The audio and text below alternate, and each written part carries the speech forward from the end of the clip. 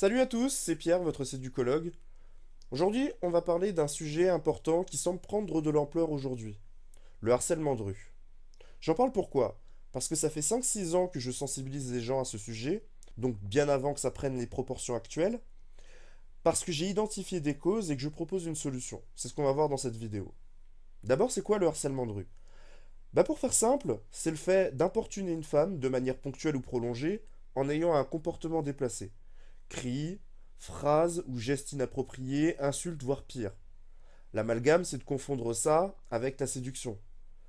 Mais on va faire une distinction très claire entre la séduction apprise et la séduction naturelle. La séduction apprise est le mécanisme par lequel des hommes formés vont faire passer une femme d'inconnu à connaissance. Dans ce cas, on sait aborder une femme, dans quelles conditions, où, quoi dire, quoi faire et avec qui. C'est codé comme de la danse parce qu'on connaît le comportement humain et féminin. Alors je vous vois venir, bande de filous. Vu que l'autre catégorie, c'est la séduction naturelle, celle-ci serait artificielle, comme pour jeter l'opprobre dessus. Si vous voulez, c'est comme la politesse. La politesse, c'est pas un comportement naturel. On est poli parce qu'on a appris à l'être par l'éducation de nos parents et qu'on a compris pourquoi il fallait l'être. Si tout le monde n'est pas poli, c'est parce que le boulot d'éducation n'a pas été fait pour X raisons. Ce qui donne des personnes grossières qui ne respectent rien et pour qui la politesse n'est que dans leur sens. Vous voulez la politesse naturelle de l'homme qui n'a pas été éduqué ou celle qu'on enseigne et qui devrait toujours l'être? Le choix est vite vu, sauf si ça ne vous convient pas parce que c'est artificiel. Ensuite, on a la séduction naturelle. La séduction naturelle, c'est pour faire simple tous ceux qui n'ont pas appris à séduire, c'est-à-dire 95% des hommes. C'est le comportement naturel des hommes face aux femmes dans le contexte de séduction. C'est dans cette catégorie que se trouvent la plupart des hommes, dont les harceleurs. Excusez-moi, vous êtes magnifique. Merci. Je vous regarde depuis tout à l'heure, là je suis descendu par là, je vous trouve sublime. Alors c'est pas manichéen, c'est un état de fait. Vous avez appris ou vous n'avez pas appris. Vous pouvez être dans cette catégorie et avoir des bons comportements avec les femmes. Bien sûr, je dis pas le contraire. Mais pour la plupart, c'est pas le cas. Si un truc vous dérange chez les hommes dans la société, ça vient de cette catégorie puisqu'on est minoritaire à avoir appris. Vous l'aurez compris, il vaut mieux fuir cette catégorie le plus vite possible pour aller dans un autre paradigme. Un paradigme plus intéressant, plus sécurisant, plus respectueux qui donne une place aux hommes et aux femmes. Cette distinction faite, essayons de comprendre pourquoi des hommes de la séduction naturelle, que certaines femmes rejettent et réclament en même temps, bonjour la contradiction, deviennent des harceleurs. On déconstruira certaines explications qui ne tiennent pas la route, et en conclusion, je vous donnerai la seule et unique solution à ce problème. Allez, c'est parti.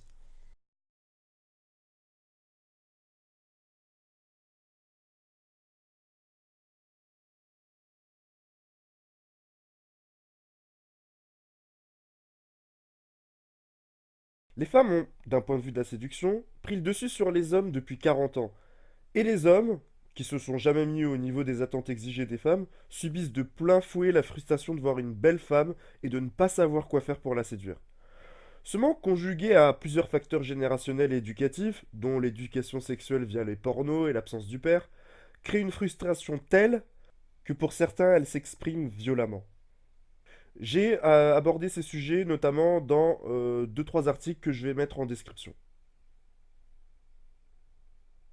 Pour ceux qui sont inscrits au club et qui ont lu tous ces articles, finalement, quand la polémique a éclaté, vous avez eu que très peu de surprises, puisque ça faisait plus de 2 mois que j'en parlais, et pour ceux qui me connaissent depuis plus longtemps, ça fait des années que j'en parle.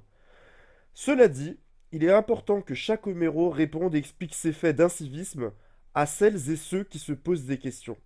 De plus, le raccourci peut être fait rapidement entre ces dragueurs et nous autres séducteurs. J'utilise volontairement 2 mots différents parce que j'y vois une différence. Les hommes qui harcèlent dans la rue draguent et comme vous êtes des dragueurs, vous êtes le problème. Ça peut vous sembler ridicule, mais des personnes feront cet amalgame facile parce qu'ils n'y connaissent rien en séduction, en tout cas tel qu'on l'enseigne, et ses fondements idéologiques. C'est encore un sujet inconnu à grande échelle. Si ces hommes étaient formés en séduction, ils sauraient qu'on ne hèle pas les inconnus, on ne leur fait pas de compliments physiques, pas ou peu de questions fermées, pas de mise sur un piédestal pour elles, pas de phrases déplacées, pas d'insistance. Mais comme précisé dans les articles répertoriés au-dessus, sans connaissance pertinente en séduction, ils se sont bricolés les leurs basés sur ce qu'ils ont vu à la télé et autour d'eux. On connaît les conséquences actuelles et les chiffres, donc la séduction naturelle, avec des guillemets, dont sont issus entre autres les harceleurs, puisqu'ils n'ont pas suivi de formation, est tout sauf un bon modèle.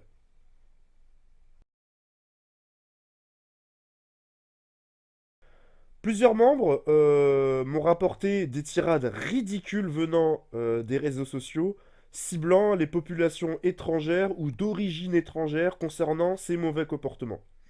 Comme les actes les plus graves sont souvent commis dans des zones sensibles, leurs plus virulents détracteurs ont, sans réfléchir, fait l'amalgame entre les populations et ces actes. D'aucuns disent même que ce serait dans leur gène de noirs ou d'arabes. C'est évidemment faux et stupide en plus, on en a déjà parlé en ce qui concerne les joueurs de foot, parce qu'on pourrait aussi bien citer le harcèlement au travail, souvent commis par des cadres, les violences conjugales qui touchent tous les pans de la population, et aussi les politiciens. Composés en majorité d'hommes blancs, et ayant dépassé la cinquantaine, les politiques sont souvent coutumiers du harcèlement. En dehors de DSK dont les frasques sont connues, les exemples sont nombreux.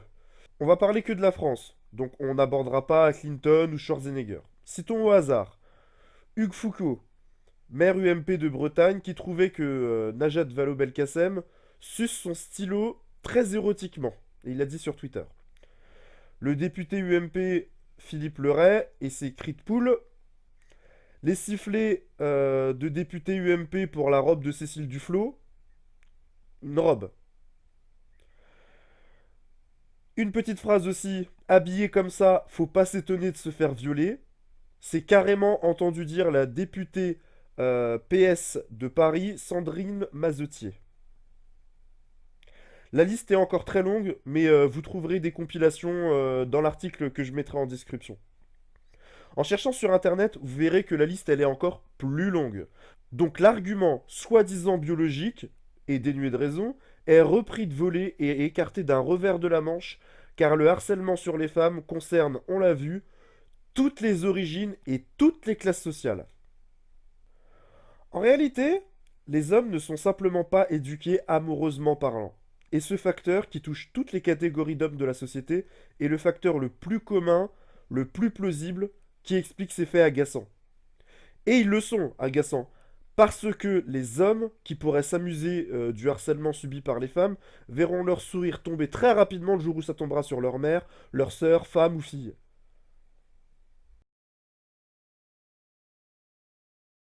Quant à l'argument concernant certaines tenues féminines, jugées trop provocatrices, il tient la route, c'est vrai, mais l'hypocrisie des hommes est assez grande à ce sujet-là. Mettons de côté les religieuses qui cachent volontairement leur corps et qui représentent l'inverse des clonasses de Paris Hilton. Au milieu, une femme se fera rapidement affubler de bonne sœur et désignée comme peu sexy si elle s'habille de manière pudique dans l'espace public. Et si ça peut sembler une bonne nouvelle pour éviter d'attirer les hommes les plus affamés et de mieux filtrer les demandes masculines, cette situation est parfois très mal vécue par certaines filles. Ignorée par la gente masculine et peu considérée dans un système qui a fait du sexe une banalité, les femmes les plus affectées sautent le pas et changent de style pour des tenues beaucoup plus voyantes afin de mieux exister dans cette société. Donc trop, c'est pas bien, peu, c'est pas bien, et juste milieu, c'est pas bien non plus. On l'a dit précédemment, certaines tenues féminines sont jugées trop suggestives. Il faut rappeler que les hommes sont visuels et il n'y a pas besoin de les toucher physiquement pour provoquer une érection chez eux et modifier leur comportement. Ils sont plus sensibles aux stimuli visuels que les femmes. Les études scientifiques le démontrent, mais en cas de doute, posez la question aux employés de clubs de striptease, ils vous expliqueront leur quotidien. Beaucoup de femmes savent très bien qu'en mettant une petite tenue à la maison, elles vont décoller leur homme de leur console ou de leur télé. Donc elles ont conscience de l'effet de leur corps sur le comportement masculin. Mettons les choses au clair tout de suite. On ne parle pas de toutes les femmes. Il faut poser cette question.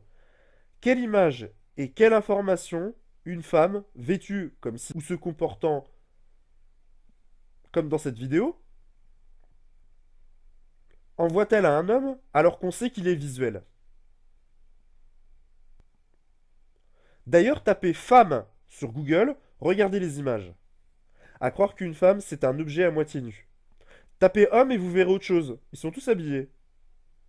Et souvenez-vous d'un article que j'ai écrit. Quelque chose répété en permanence, même faux, devient une vérité pour le cerveau humain.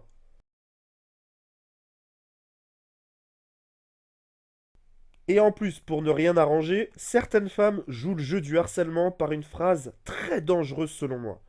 On pourrait la résumer ainsi. J'aime bien que les hommes insistent pour m'avoir, ça me montre qu'ils me veulent vraiment. Alors, mesdames, si vous voyez cette vidéo et que vous avez l'habitude de dire ce genre de phrase, je vous déconseille de la redire à voix haute devant un homme. A fortiori s'il est jeune. Pourquoi? Les hommes sont peu formés à la séduction, je vous l'ai dit.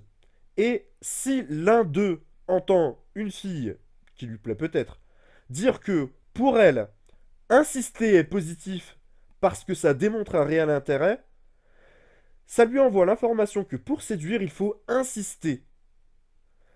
Phrase répétée d'ailleurs au cinéma et à la télévision, hein. Il va donc adopter consciemment ou inconsciemment ce schéma de pensée. Pensez-y. Si un homme vous aborde et qu'il vous plaît, en se comportant de cette façon, c'est-à-dire en insistant, tout ce qu'il fera vous plaira forcément, et vous le trouverez intéressé, attentionné, et il démontrera à vos yeux qu'il tient à vous. En revanche, s'il ne vous plaît pas, et qu'il a le même comportement, alors là, il vous paraîtra lourd, fatigant et harcelant. Vous rencontrerez plus souvent dans votre vie des hommes qui ne vous plaisent pas que l'inverse. Trop vieux, trop jeune, trop beauf, bref, pas dans vos critères. Ce qui veut dire que cet homme, à qui vous avez fait cette révélation au départ sur le fait d'insister, va se dire que c'est de cette façon qu'il doit se comporter avec une femme qu'il rencontre, en insistant pour lui prouver son intérêt.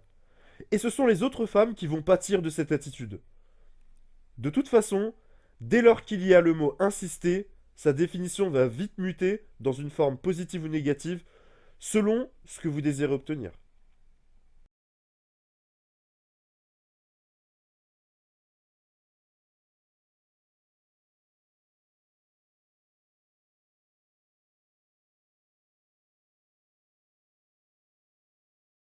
Je peux entendre mille et une excuses, justifiées ou non, mais je vais être très franc avec vous comme d'habitude. Le problème du harcèlement en société est du ressort de tous, aussi bien les hommes que les femmes, et je viens d'en faire la démonstration. Il appartient à chacun de revoir son comportement pour favoriser le bien commun. Mais comme on est dans un club de séduction pour hommes, je finirai avec une touche masculine. Si les hommes étaient formés à la séduction, pour savoir comment se comporter avec les femmes et avoir des relations sexuelles régulières pour ne pas être frustrés, le harcèlement de rue et en société que subissent les femmes serait minoritaire.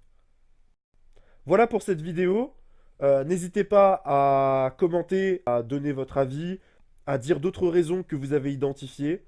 Je vous dis à très bientôt. Rappelez-vous qu'avant d'avoir des opportunités, il faut d'abord en être une.